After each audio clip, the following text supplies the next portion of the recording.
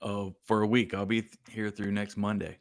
Is that, do you find, I had a, this is another guest earlier today. She did a 10-day silent retreat. But like, and Oh, so it got me thinking when you said yeah. that, she was like, no, she goes, I was going through some things, I had to fight, had to go work on me. So I went 10 days silent. Oh man. Um, Yeah. I've done 3-day retreats that were silent retreats. That's the max, 3 days.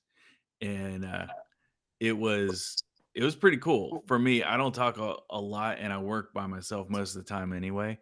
But yeah, here it's usually 6 days. You can go for the seventh day, but it's really a half day. So it's like better to just get out of town on Sunday night.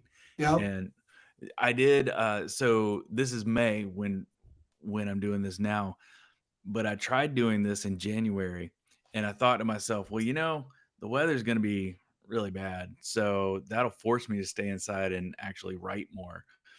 And that was not the case because what ended up happening was I was kind of cooped up inside and people asked me about it. It was like, well, was it okay? And I was like, well, have you ever seen The Shining? and, and they're like, oh, yeah, never mind. That's probably bad because in the springtime and summertime, that's when I've done this in the past. And if you get a little block or if you need to get some energy out, you just go on the walking trails, you go in the garden, or there's so Yeah. much cool stuff around here to do when the weather's nice. But when it's in an ice storm like it was back in January, well, it wasn't too much to do. So that was tough. So I could see a 10-day silent retreat. Whew, that would Yeah. And you're there by yourself, right? This is your time. Or did you bring folks with you? no, there is just me. There are three other writers, so they can accommodate up to four writers at a time. Oh, But we're wow, all too cool. kind of our we're I met one of them so far. I'm sure I'll meet the other ones as we go through the week. But yeah, there's a kitchen, and it's this 100-year-old house, which is a super cool place. So in the in the daytime, it's a center for the arts. So they have workshops, they have like book readings, they have exhibits, stuff like that. So the public can come in, and we're upstairs in a part that's only for the writers, but after 5 o'clock we got the run of the whole place. So there's this library. As soon as we're off the call, I'm going to go down there and start reading. But it's the kind of library you'd see in Scooby-Doo. Like, Yeah. is one of those old, like, leather everything, and the bookcases are dark wood and all that stuff. It's pretty cool. This place is supposed to be haunted, but I've been here a lot and I haven't seen anything yet, so we'll see. Um, and maybe they appreciate you being there, right? Yeah. Yeah, maybe Yeah. they're like, yeah, we like the hustle bustle, and there's not Good a intentions, good, you got positive vibes, so it's all the things. hopefully so. Hopefully so. I'm in the home stretch on this one book, so I'm hoping to get it wrapped up this week. Let me tell everybody about you. Today's guest, James Walters, a creative director, author, podcaster, and advocate for living life on your own terms. Through his podcast, The Joyful Rebellion, and his new book, Meditations of the Mundane, James challenges us to rethink how we tell our stories and our own journeys. Man, I'm excited, and I told you, joy. A couple words stood out, James. Joyful Rebellion. um, that one caught my eye, and then oh gosh, there was one more. I was reading it there when I was putting my rewriting your own script. It's Yeah. in my kind of my description that I put over for the live. Rewriting your own script, man, and those are two things that stood out. So I was excited to kind of get to learn more about that and where that comes from with you. But then, just like I always like to ask everyone, is what's a you? I know you're writing right now, but what's a day in your life look like? Yeah, it depends on the season. It's a little bit different. I've been a photographer for my career, and that's been the last 34 years now. So that's one of those jobs where it's really busy one week and it's not so busy the next week, and you're planning for the next shoot or you're shooting the next shoot. But one thing a lot of people don't realize about photographers is we've got that camera in our hand like 8% of the time. It's not a whole lot. So we're either dealing with the pictures we took or we're planning the next pictures we're about to take.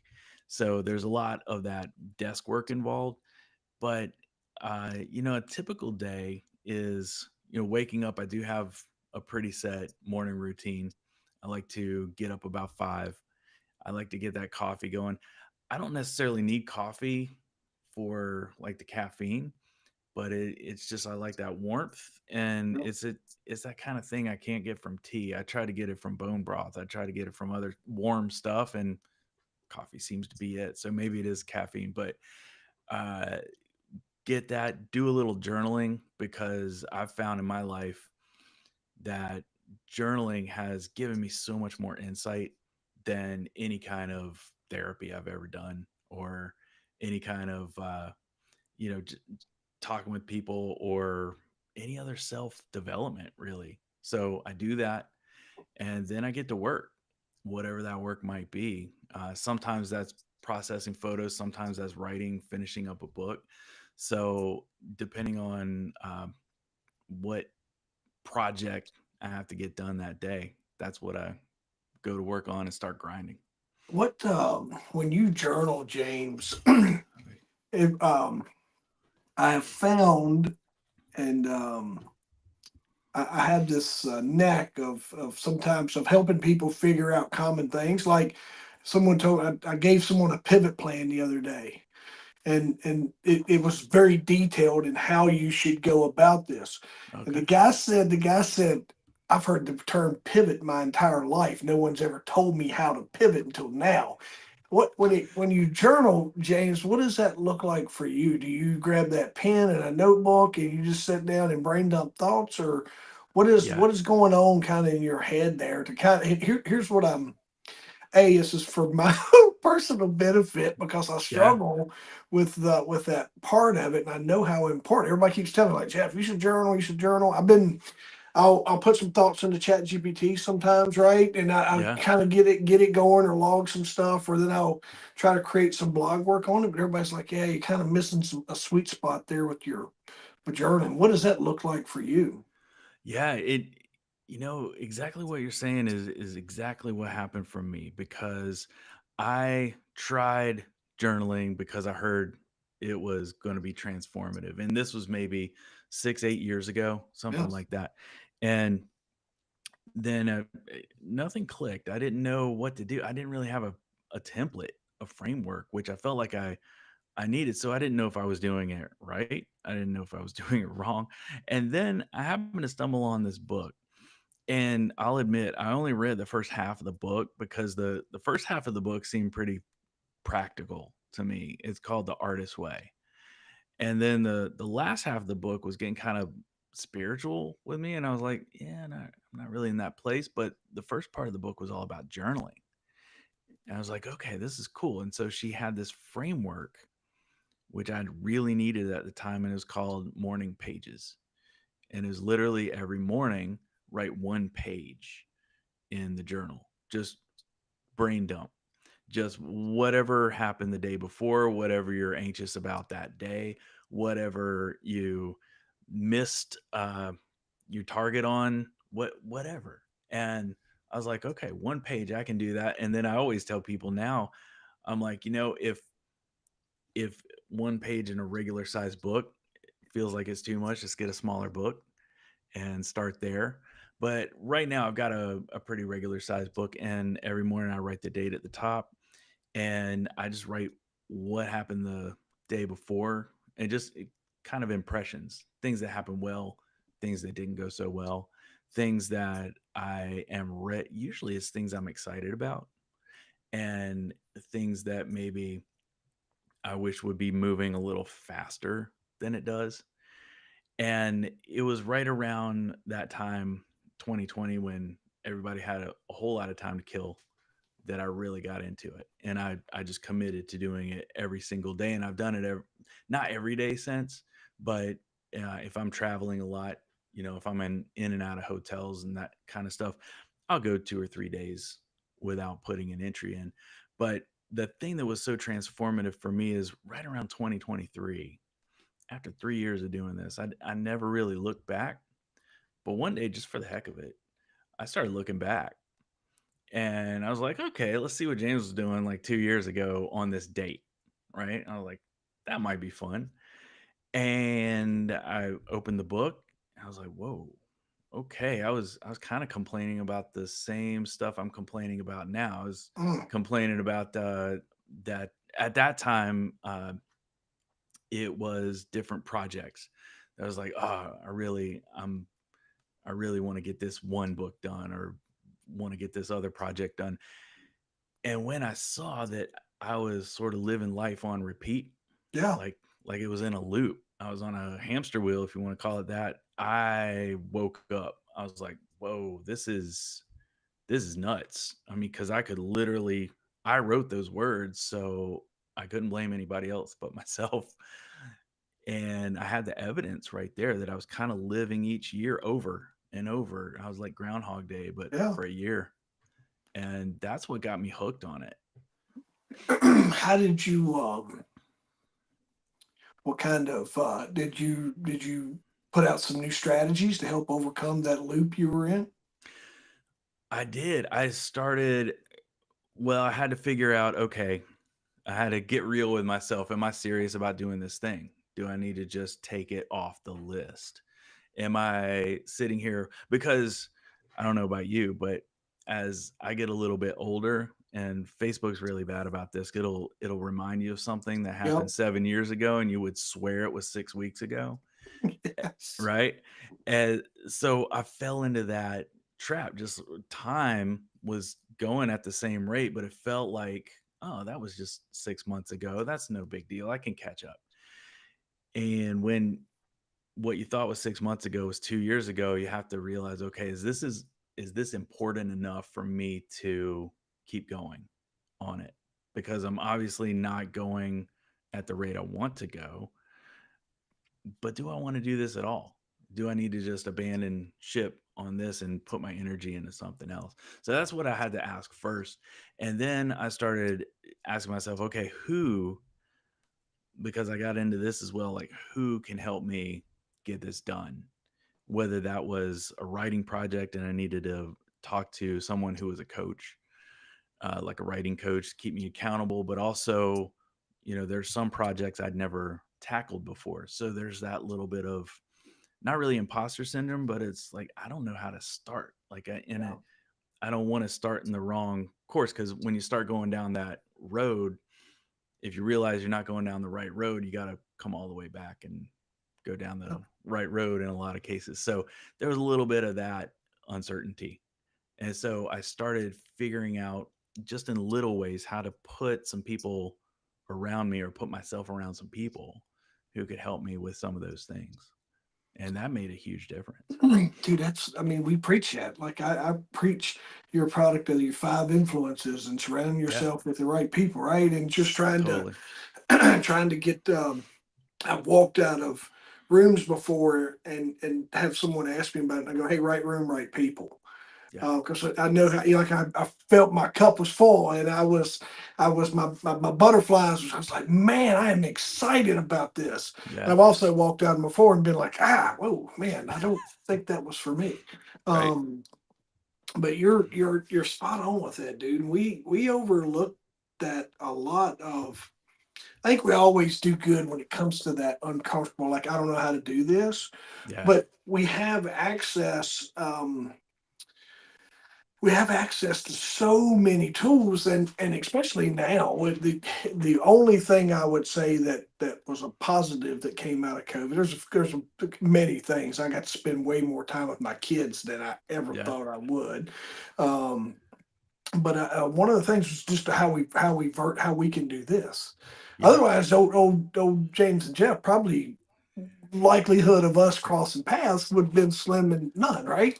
So I just kind of exactly. get to meet you and collaborate with you for 45 and 50 minutes, and there's a lot to be said for that. And looking in on those couple words that spoke to me, because I'm like, wait a minute, I want to get to know where he comes from with this. And so I get to learn. Right. Yeah.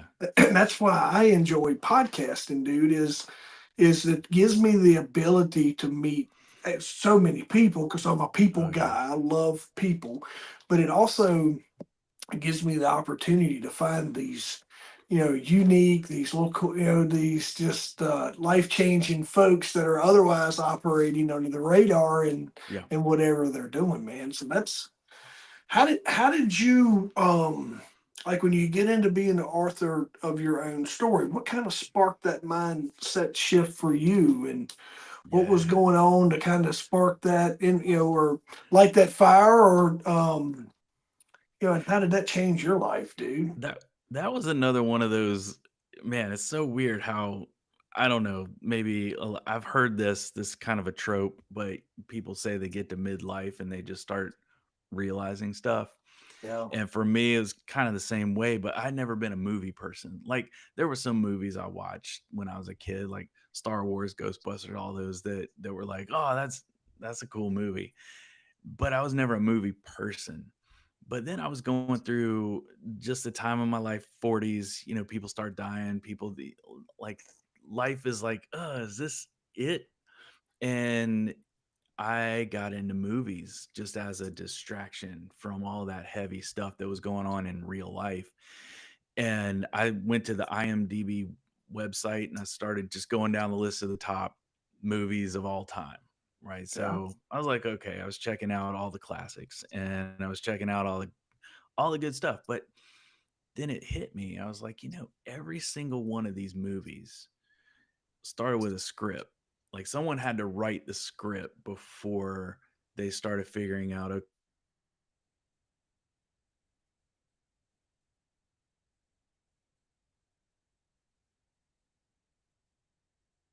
started executing it.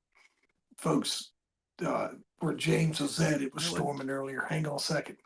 Oh, all You're right. coming back. Yeah, you're coming back, man. You froze on me for a second. Oh, I did. Yeah, it's all right. Okay. You were Sorry. down. You were going to the IMB. I was just letting everybody know that you were in bad I spot for a got you. minute. I got you. Um, so you dropped off there, dude, at the after you were going down that looking at the classics.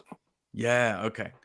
Got it. So I was looking at the classic movies and I realized that every single one of those movies, see, I'm a visual person, so I was looking at all the visuals and how things were filmed and framed and all that stuff and being impressed by that. But then I realized, you know what? None of this stuff is real. And I started realizing that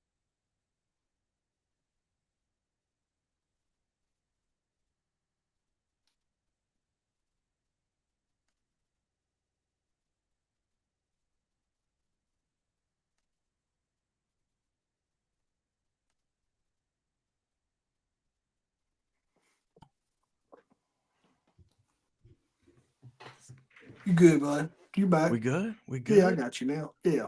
All right. All right. Now I got a I strong was gonna signal, say so the universe ain't liking this part of the story, man. We might need to get to something else. yeah, we might have to move on through.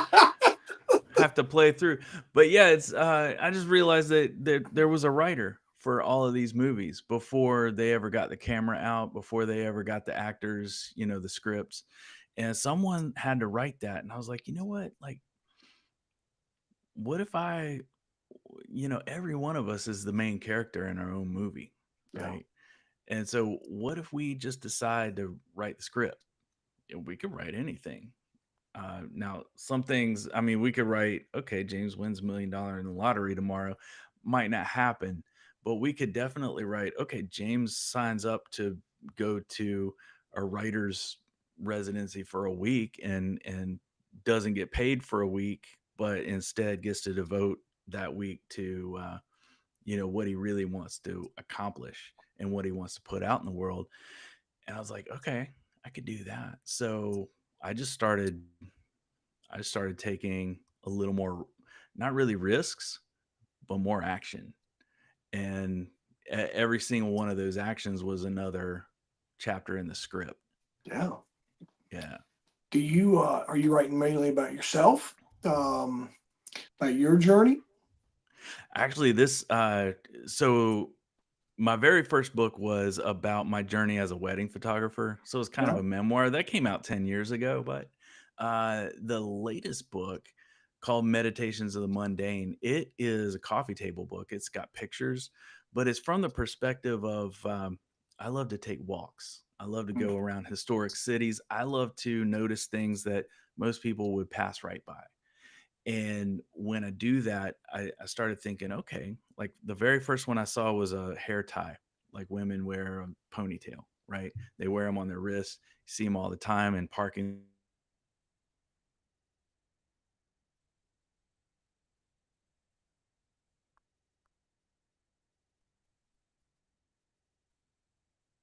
I wonder how long it was with this person before.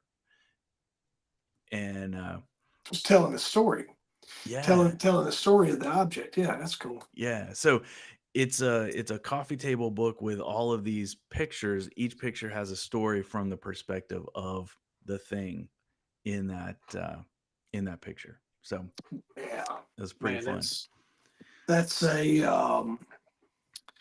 and you tie all that in to being to just helping people learn to tell their own story. Is that kind of the flow, or Exactly. And so that's kind of that was the grown up book.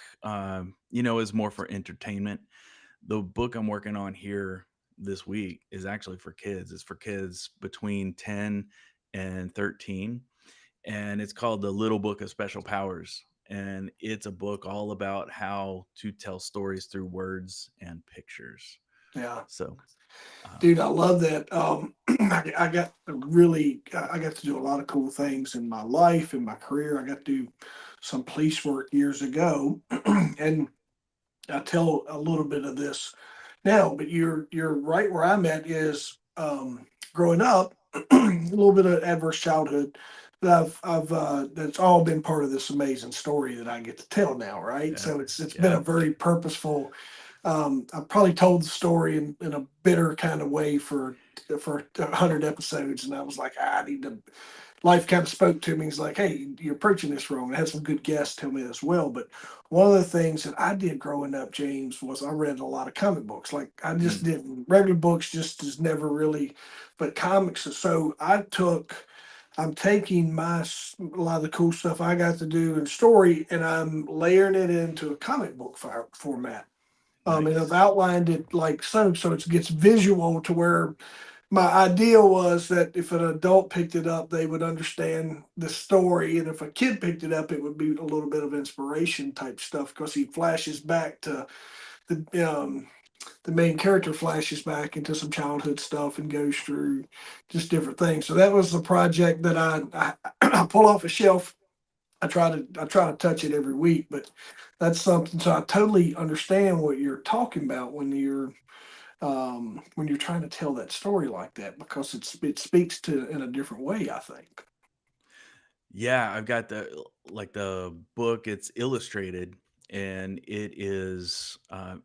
I mean, it's supposed to be kind of whimsical, magical vibe to it. It's got a lot of back history. It's got a lot of lore to it that kids could kind of get into. But really, it's a lot of exercises that they can take pictures, and also they can write words, and they can put them right in the book. And I position the book as if they are the author of the book. And in fact, at the very end, it has an about the author section where they literally write it in and they put a picture, like a self portrait of themselves.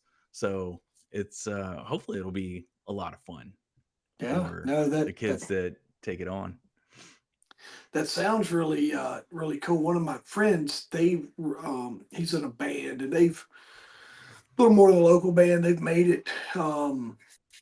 They made radio and a couple other things, and their latest release that they put out, it was accompanied by a graphic book to tell the story of the songs. Oh, nice. So yeah, and Oh, I that's thought cool. that yeah, I thought that was really. I had never heard that. Remember you're close to me. Remember when we would get the cassette tapes, Oh, and when yeah. we or the CD pack, and but the cassette tapes, some of the older ones you would open them up. Some of the cooler ones you'd open up, and it would be like a little comic strip in them. I remember one or two tapes that I got that had that. That's what it reminded me of. But this was a full Yeah. blown. It was a full blown, like a little comic book or an illustration that went with it. That was really cool. That's cool. I love stuff like that, and I love it when people do things like that now because, Yeah. things you can hold in your hand are a lot more. I mean, you can hold them in your hand an hour from now, but like if you scroll and you see something really cool, it's man,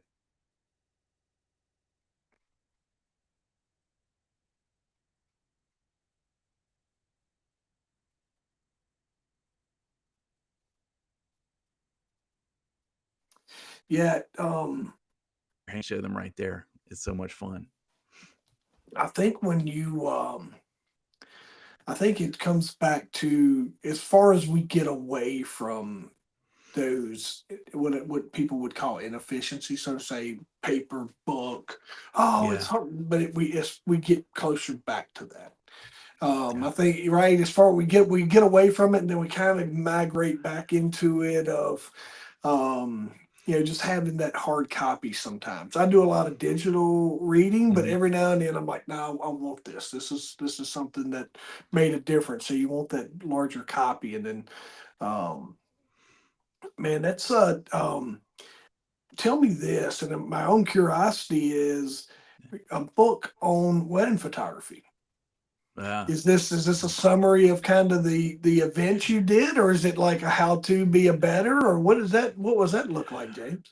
Oh man, it was so it came out of just talking with people, Yeah, and I would say I'd say about 15 years ago, if I met someone new, and you know how you meet someone new at a networking or you friend of a friend, whatever it is, and they're like, "Hey, what do you do?"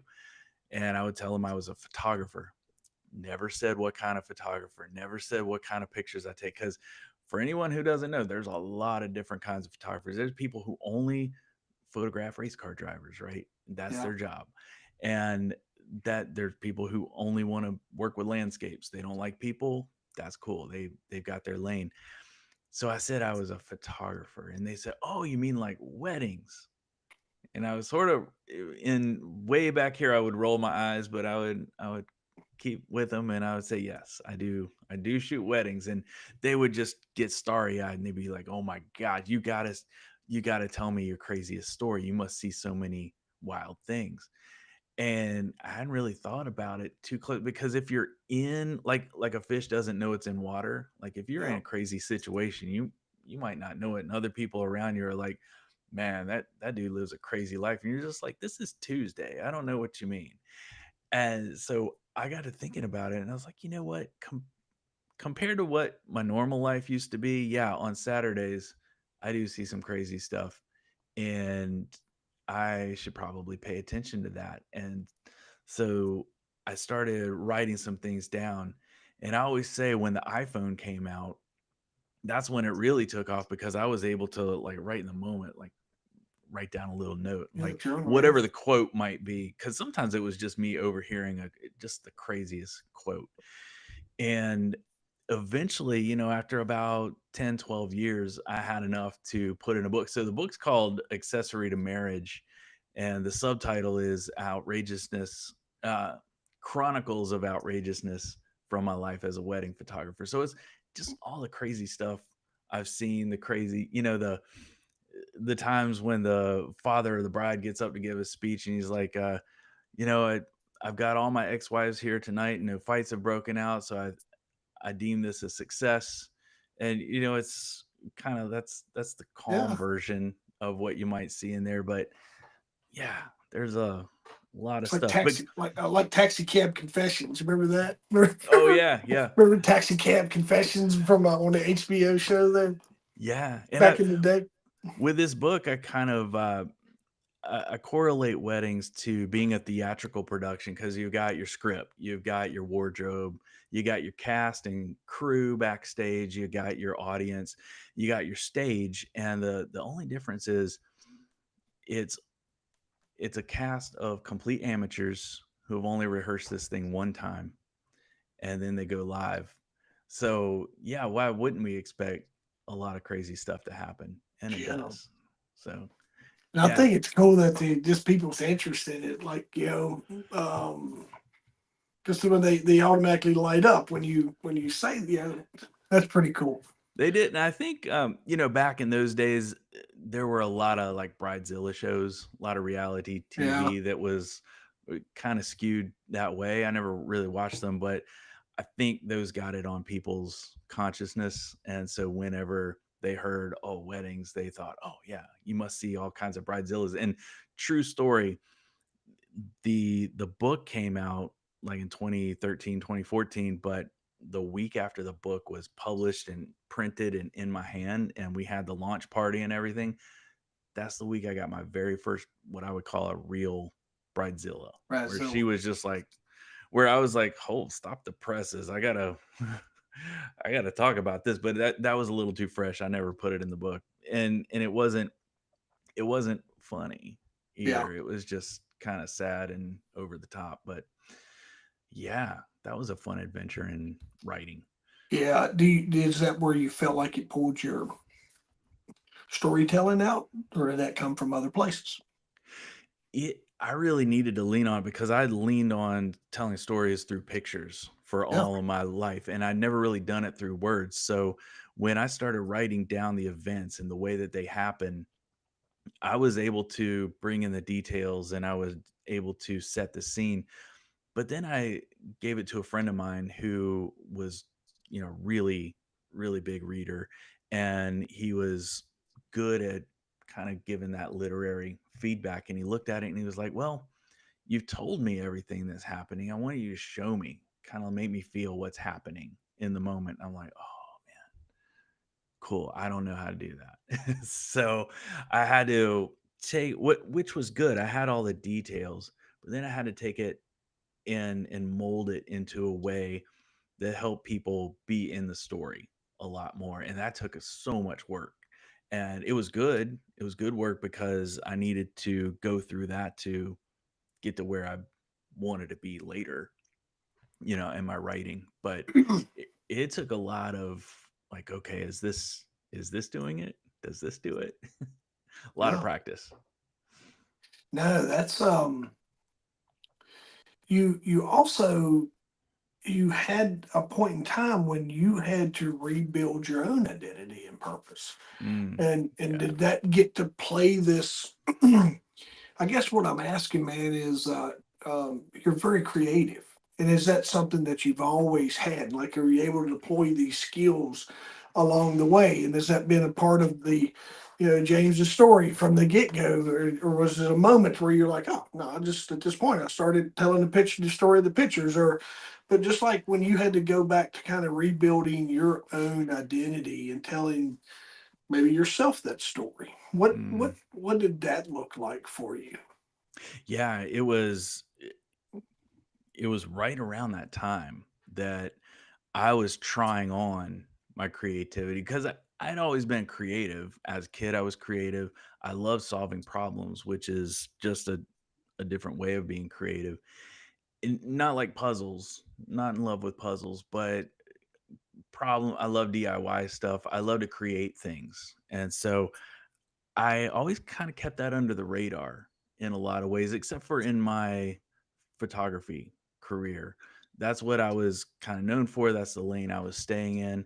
And there was a point in my life where I just had to start owning that creativity and not feeling like it was um, excessive, Yeah. or not feeling like it was ridiculous because maybe this thing I really wanted to be creative about wasn't going to pay the bills. Because when you write a book, you're not usually, unless you get that New York Times bestseller, even if you get a great publisher and you get that advance, you're not paying the bills yet Yeah. for your first couple of books. So I had to realize, okay, creativity in itself is useful. It is worthy of spending my time on. It's worthy of talking about and being proud of, or not being proud. I gotten to the point now where I just do it, and people think what they think. I don't really even think about what other people think. But sometimes I do inspire people, especially through the podcast, and that's something I've been loving for the last 2 years is, like you said, having these conversations, and through those conversations, inspiring other people has been so fascinating because it's so much bigger than I could be myself. When I can get together with someone else, we can collaborate like you and I are doing right now, Yeah. and someone will take one little sentence out of that 45 minutes and they'll be like, that got me thinking. And I'm like, you know what? That was all worth it right there. Yeah. Yeah. We always preach, coming out in public safety and coaching in life. You always say that the phrase, "If I can just help one person," Yeah. and we overlook that, right? It's because I'm like, oh, come on, I need 10,000. I need more. I want my followers up. I need my views up, right? All these things, and Yeah. then I had that realization the other day. I'm like, dude, just stop chasing vanity. Do what you enjoy doing. You took me there. I was going to ask you about that. Tell us about the joyful rebellion, but tell us what it means to live a joyful rebellion, and how Yeah. can others embrace that mindset, dude? Yeah. So that's something I was listening. Okay, so there was a period that I've alluded to in my life where just things were felt like they were falling apart, right? People were dying in my family left and right. People who were younger than me, people who were I guess it sounds bad to say, but people who were kind of supposed to be because they were in their 80s, right? And that happens. That's natural. You expect that. But all these things were happening at the same time. And that's a lot. That was at the same time that I was expecting a new child, also running my own business, and also the economy was tanking. And so there was just a little added pressure there.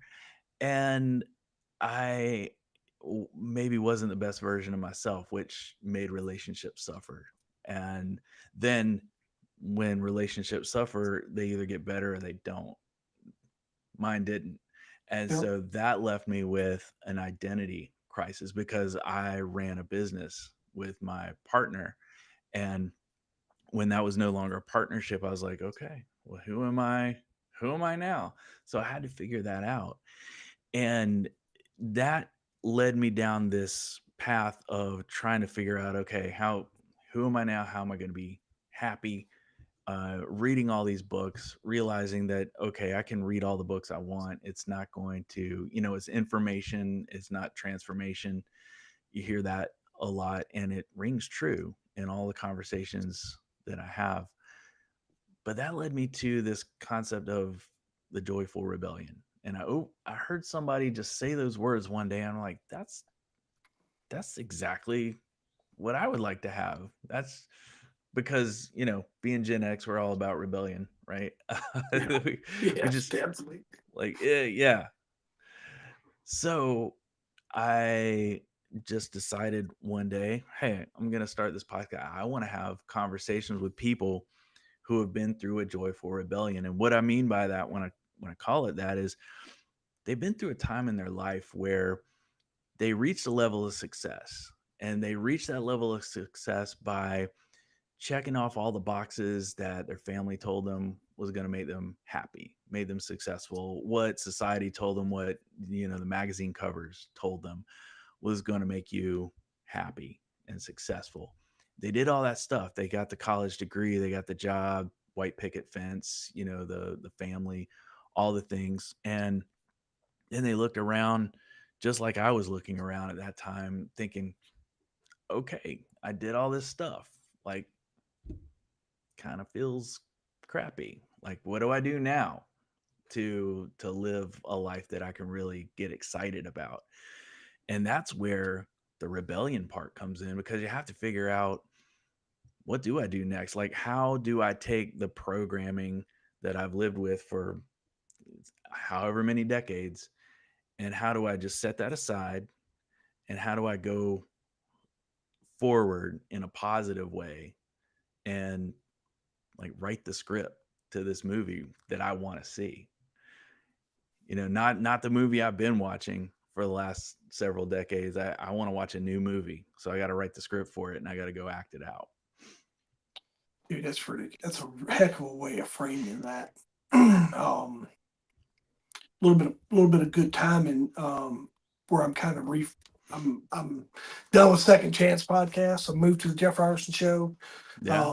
Along those same lines, like I told you, life kind of spoke to me through some people, just like, hey, you going about it the wrong way type thing. And what you Cool. just said there, man, is the kind that um, I've been doing a lot of brain work on it and just thinking like, hey, and part of kind of my realization was, man, you're one of my podcast guests. She said, "It's an amazing story, Jeff, but nobody gives a crap about that part. What are you doing with it?" And I was like, that's what I've been missing. I've been just telling the story. And she goes, what are you doing with it? Where's the impact, which what we want to hear. Like you have Yeah. all these things of woe is me and setback and this and that, and da, da, da, da. And she goes, it's an amazing story. But you took up 45 minutes telling me that part. I want to know what you're doing to impact with all that. And what you just said there, man, really inspires me about writing that new script. And I can go whatever, and I say this to help, hopefully, since we're live and when this comes out in recording, for the person who's listening to it, is to find their own relatability like I just did. Yeah. And find their own relatability in the idea that tomorrow they can, when they lay down tonight, I always preach this: if you'll write down the first three things you're going to do tomorrow, you'll wake up with clarity. Hmm. You can write down whatever you want. You can Yeah. write down that new script, man. And I think that's, Exactly. yeah, right. It don't have to be the Exactly. same. We listen. You can get a fresh piece of paper. It doesn't have to be the same script, man. You don't. That's really, really freaking cool, dude. Um, well placed. Well placed. Do you So, yeah, all right. What is the plan with that? You were going. Is that going to become a book? Is that going to become? What is the Joyful Rebellion? What's your plan? What's kind of your long term plan with that? Yeah, right now I'm having such a blast. So you, like you said, you're a people person. I have always been, I wouldn't call it a people person. I'm a story person. I'm an introvert, but as a photographer, I've spent my entire career kind of dipping in and out of people's lives Yeah, and from behind the camera. So I'll go to an event, maybe it's a wedding, but maybe it's a corporate event where I get to see how this this corporation and all the executives kind of function for a day, and then I'm back in my little bubble, and then I go get to see how another group of people function, and then come back with that information and perspective is the biggest thing. And the same thing is what I found fascinating about the podcast world is I get to talk to someone, kind of get inside their lives for an hour and come away with a perspective I never had before. And so right now I'm just loving doing that every week. And eventually, so I've got this book I'm working on this week. Then I've got one more I have to knock out by next year. The and when I say I have to, it's just kind of me telling myself yeah, I need to get this one done. But yeah, there is a book in it, but it's going to be kind of the culmination of everything that I've learned from all of these. By that time, it'll be hundreds of conversations that I will have had, and I can tell you, it so much of it comes down to something that we've been dancing around. I've been dancing around in this conversation, but everybody's joyful rebellion moment just comes down to awareness, yeah, like awareness that they want to. It maybe not need to, in a lot of cases need to, but they definitely want to. And then there's fear around that, like how and what was everybody going to think, and of course that's the rebellion part. So that's been fascinating to watch. But yeah, there will definitely eventually be kind of a, I don't know if you call it an almanac or an anthology of all of these concepts that come together, these little stories, but it'll be fun. yeah. No, it is, because I think about that with mine. It's like there's I've had some. I learned in podcasting, folks, just so you know, is some of your guests are there. If they sell high ticket items, they'll come on and just podcast with me to get to the end to say, hey, what does this look Yeah. like for you? And they're it's like I can go, hey, I get to go promote myself for 30 to minutes to an hour, and then I got a chance to sell Jeff on something. So that happens Right. in in the podcast world. But then, man, that's a very small. It's a small group, and I don't. I'm not hating on them for doing what they're doing. They're rolling through and just trying to. They figured out best ways to promote themselves. But man, I've had some heartfelt moments. Right, I've had some solid freaking guests come on and just Yeah. fill me full of hope. And I felt like just left me way better in Yeah. the conversation, man. Just so I've been that's been on my mind a little bit on kind of what my strategy is going to be with that at all, because you got the transcripts, right? If you do Yeah. online, and even when it hits on now, we got the transcripts. So it makes it very easy for us to repurpose the content and some Hmm. other things along those lines. So I really stress that to people when I am teaching a little bit of podcasting, or in the business world, James, I will teach how you can be your own media company. With Mm. everything that we are now, is that you have Yeah. the opportunity, you're in to control your own brand and be your own media company. And podcasting is one of the tools that I use to demonstrate that. So Mm. just teaching people, that's where the conversation goes a lot of time in business. If hey, Facebook's this and YouTube, but listen, man, you can really dial in your customer experience if you had a little podcast area where somebody can, instead of leaving a 5-star review, you have to do a video testimony, but we podcast that Yeah. type stuff, right? It just depends on the business to how I kind of my brain will approach it and then get their brains working. But that's always, man, it's tons of stuff that we can do. Um, do you is there any you got all right, so let's get your book straight. We got our photography book, and then Meditations of the Mundane is already out, right? It is out. It came out really first of the year Yeah. is when it came out, and it's out pretty limited. I started in a couple like really. Uh, I don't know why I did this, but I sort of kept started out really small. I didn't have a big launch.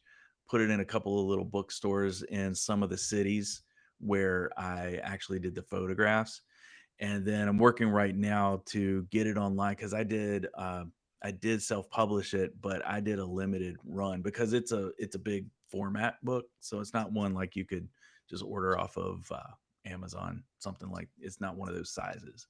Yeah. So had to make it pretty specialty.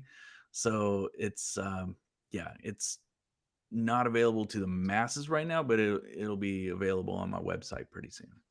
Yeah. So if somebody Yeah. wants to get a copy of that one, what are you hoping folks will take away from that book? That book is real. When I have friends and family and just other people who have seen it, they see the world. And this has always been my fascination with photography is showing people a version of the world they've never really experienced or thought about before. And when they see some of these stories and they'll see just this this thing that they would pass by on the street and they look at the picture, but then they read the story from that perspective and they're like, oh, this object has it's got hopes and dreams, it's got opinions, and I think it's judging me actually if we're reading the story right. And then they get a little bit of humor out of it, but at the same time it makes them think a little bit different about something that's so common. And if I can help people think just a little bit more deeply, if I can help people understand that perspective is a real thing and everyone has their own and no one's right or wrong. Well, there's right or wrong, but there's a lot of shades of perspective in there. And that's what so many people come away with when they read stories out of the book. So that was the That's goal cool. there. Yeah. Man, that's neat to hear that your approach to that. What all right, and then next is what you're working on right now. Yes. Yes. Top secret. We can't reveal this one. big top secret, and then you have another one that you have that's got to be done within the next year. So you're working on this one. You got one more in the hopper.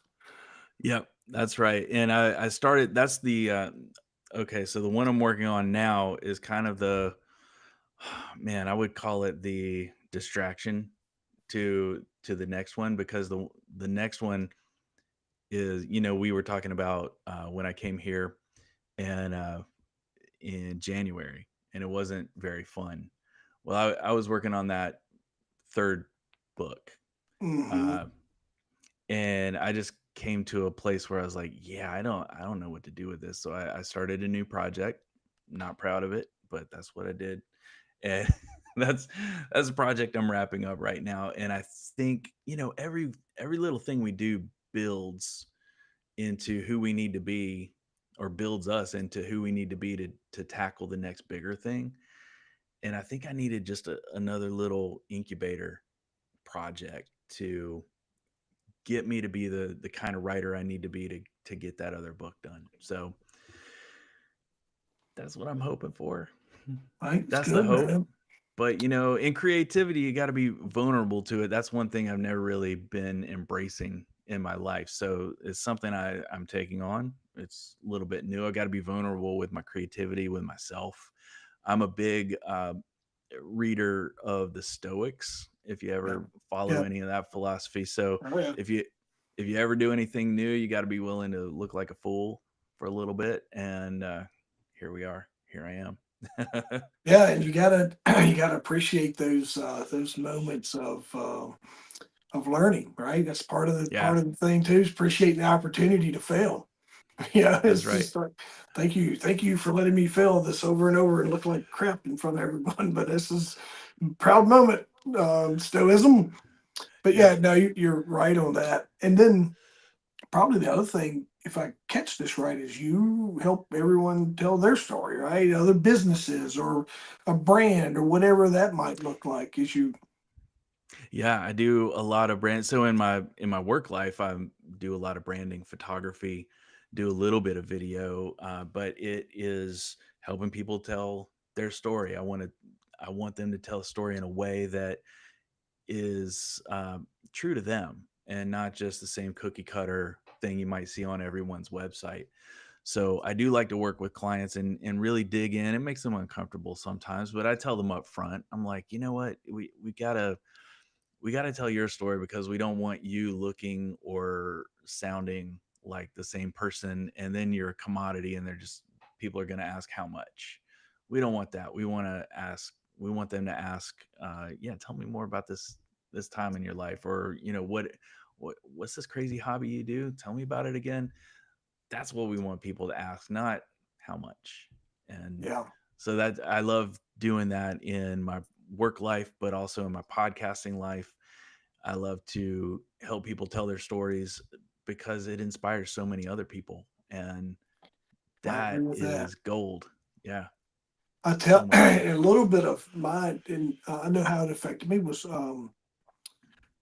I was listening to a couple podcasts when I made some serious life change. Like I remember listening to one. I think I was in the shower, man, and I got out and I was like, this will not be me. Right. I was just like, I'm drawing the line in the sand. The lady was telling her story, and it was like she was telling my story, right? Oh, And I yeah. was like, whoa, wait a minute here. We're drawing a line in the sand, because it Yeah. sounded, you know what I mean, when someone starts speaking your truth, and you're like, wait a minute.